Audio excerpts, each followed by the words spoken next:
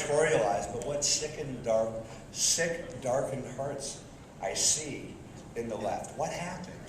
What happened? I don't know. I'm pretty cynical about these people. I don't know about you.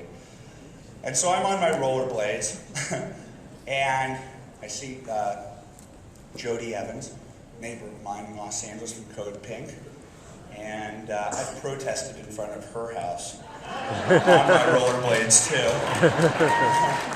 And I'm a former liberal, sort of, not really.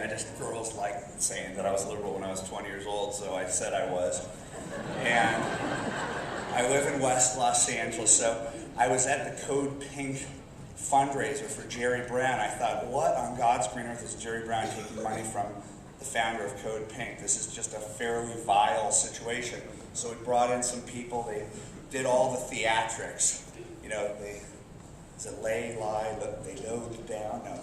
down in front of her house, and I started to watch a procession of people walk in kind of their Sunday lefty church outfits, you know, because it was a day thing, and they were walking over the person who was laying there, and they were like, oh, this is horrible. I'm thinking the leftists being protested, they can't handle it. They can't handle that we on the right would dare start doing some of the things that they do and one-up them. Rollerblades. And funny thing happened. I'm going to get back to the code thing. One after the other, my entire childhood walked right in front of me. Oh, I'm Mr. Moses. How are you? What are you doing here? I knew that he was involved in the Gary Hart campaign because I went to school with his son. And I saw probably about 3 or 4 people I knew, and they're like, "Hi, Andrew, great to see you." And one took me off to the side and said, "This is so great. I'm so glad you're doing this. I disagree with everything you say, but I just love the protest." There are a few good hippies left.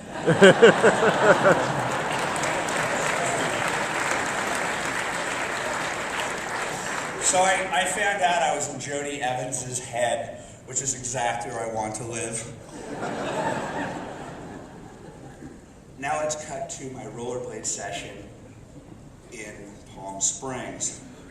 We get on tape all of these leftists. They've got all their chants. There was one video, and I haven't put it out yet, but they looked like they were from Rage Against the Machine. These guys, like 20-something punker guys. They looked like the kind of WTO trash can through the Starbucks template.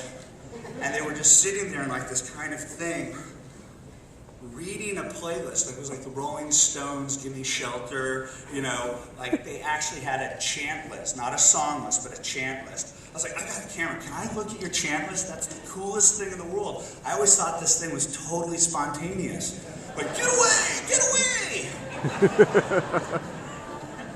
And I don't know what it is.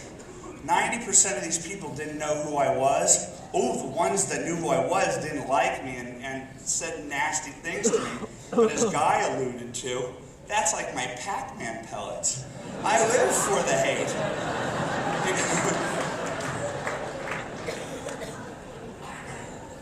And so I'm getting Pac-Man pellets, and I really gotta admit, I'm still pretty good on rollerblades, and I'm just getting so many people to admit why they're there, and they're hate-filled, and they're racist.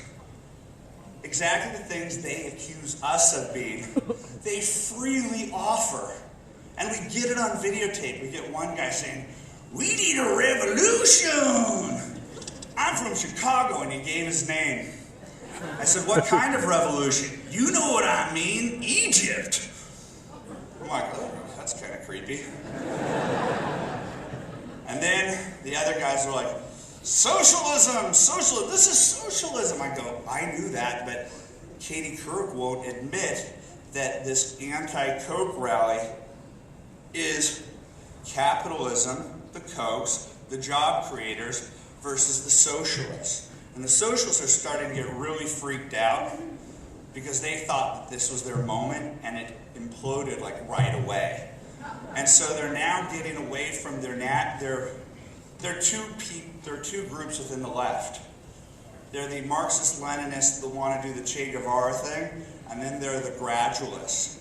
And Barack Obama is the king of the gradualists.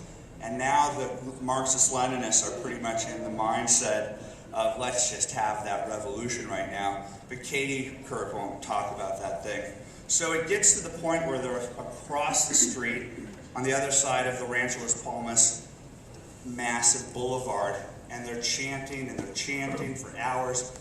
But then they get into a position that looks like they're about to start the New York Marathon. I'm not really going to get to Pigford, but you better learn about Pigford, my friends, because this is how Barack Obama wielded the stealth reparations movement in order to get elected.